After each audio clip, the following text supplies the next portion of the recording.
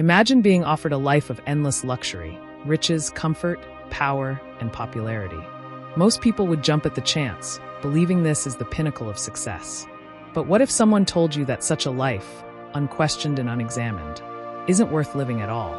That's exactly what Socrates argued over 2,400 years ago.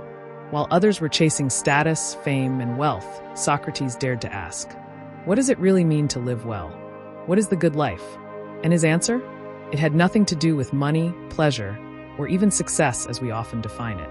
It had everything to do with self-examination, virtue, and a lifelong pursuit of truth. Welcome to the Unfolding Journey, where we explore life's deepest questions through the lens of philosophy, history, and the human experience. If you're someone who believes there's more to life than meets the eye, you're in the right place. Each episode is a step further into the unknown, a challenge to think critically and live intentionally. Now let's dive into the life and thought of Socrates, and how his vision of the good life might radically reshape our own. Socrates didn't leave behind any writings of his own. What we know of him comes largely from his student Plato, but his presence in the streets of Athens left a mark that still echoes today. While most of Athens pursued commerce, politics, and entertainment, Socrates chose a different path. He wandered the marketplace, not to buy or sell, but to ask questions. Deep, uncomfortable, inconvenient questions. Questions like, what is justice? What is virtue? What does it mean to live well? He irritated the powerful, challenged assumptions, and provoked the minds of the youth. And for this, he was eventually sentenced to death. But even in the face of execution, Socrates stood firm. Because for him, integrity of the soul was more important than life itself. Perhaps his most famous statement, spoken during his trial, is this: the unexamined life is not worth living. This wasn't just a poetic phrase. It was the cornerstone of Socrates' entire philosophy. To live without reflection, to go through life without questioning your motives, values, or beliefs was, in his eyes, a waste of existence. But what exactly did he mean by examining life? It didn't mean obsessing over every small decision. Instead, Socrates was urging us to confront the big questions. Who am I? What is good? What kind of person should I strive to become? What does my life say about my values?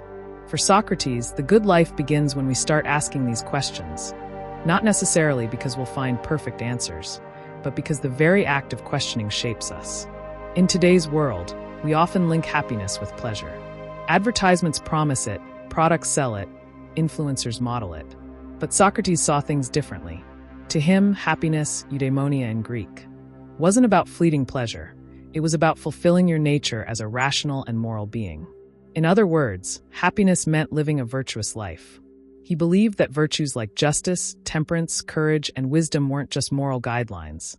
They were essential ingredients for a well-lived life. You couldn't be truly happy if your soul was out of balance or corrupted by ignorance. So instead of chasing after comfort or indulgence, Socrates encouraged people to cultivate their inner character. Let's take a moment and think about how this philosophy fits into today's world. In an age obsessed with external success, like followers, wealth, and image, Socrates invites us to turn inward. While society often measures well-being in terms of material gain, Socrates proposes a different metric. Are you living with integrity? Are you seeking truth? Are you becoming a better person? It's easy to mistake stimulation for satisfaction. Social media, streaming platforms, endless entertainment, they all keep us busy. But busyness isn't the same as purpose. Socrates challenges us to sit in silence, to reflect, to dare to know ourselves. And in doing so, we may realize that true happiness doesn't come from having more, but from being more aware, more virtuous, more connected to our deeper self. Socrates placed enormous value on self-knowledge.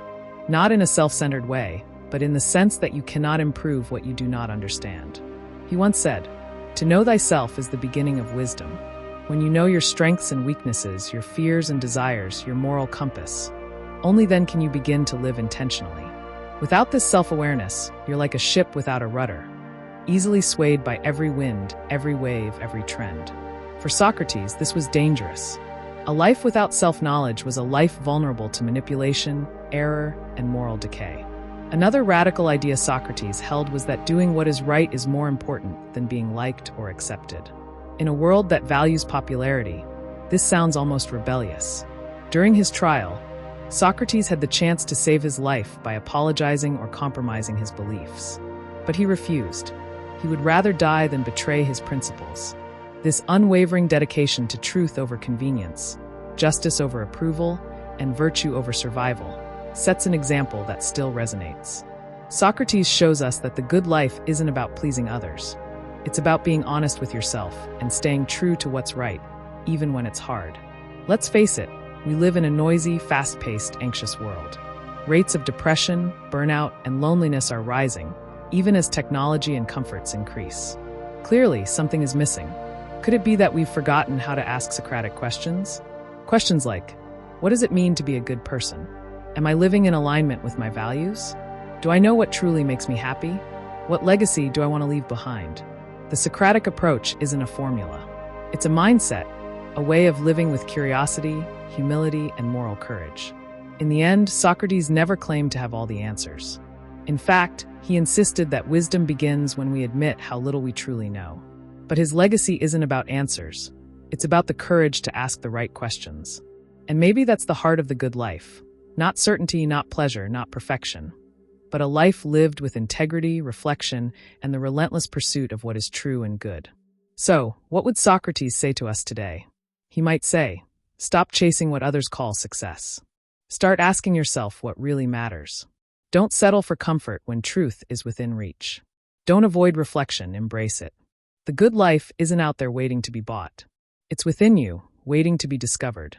If this exploration sparked something within you, an urge to reflect, a desire to dig deeper, then don't stop here.